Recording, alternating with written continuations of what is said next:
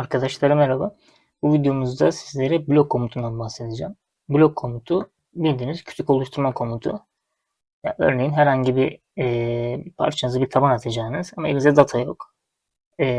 Onun gibi dataları oluşturmak için veya çarpma riski gördüğünüz yerlere orada bir kütük var, buraya girme diyerekten takım yolunu oraya sokmamak için de kullanabilirsiniz.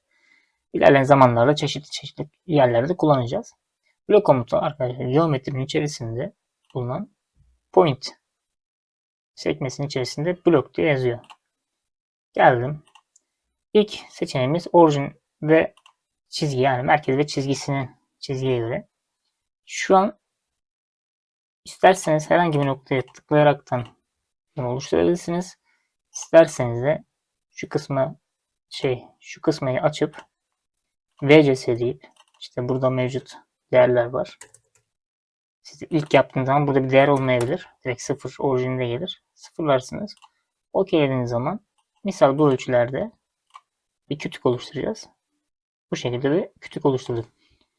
Peki bir sonraki seçenek için üzerine birkaç çizgi atalım. Onun için de ilk önce bir merkez atayalım buna. Merkez atayalım ki çizgiyi üst kabul etsin. Yoksa merkez altta olduğu için çizdiğimiz altta kalıyor.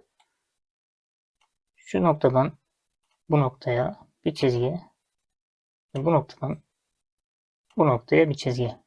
OK'ledim. Şimdi tekrardan blok komutuna girdim. Bir sonraki seçeneğime tıkladım.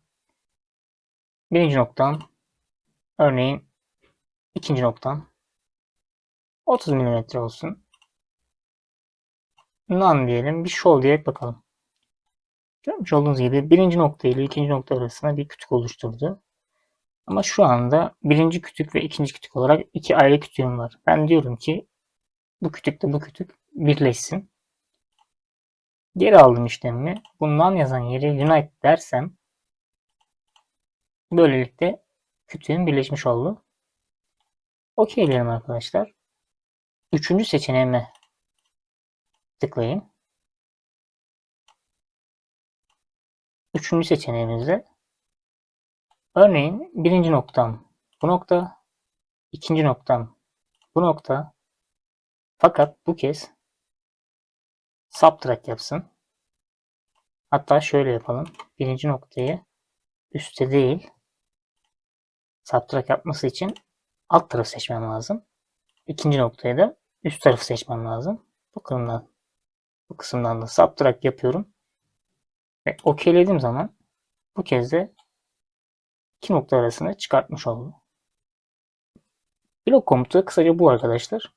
Dediğim gibi mevcut işleyeceğimiz parçalarda farklı alanlarda da kullanacağız. O zamanlarda da farklı konumlarda değerlendiririz. Bir sonraki komutumuzda görüşmek üzere. Hoşçakalın.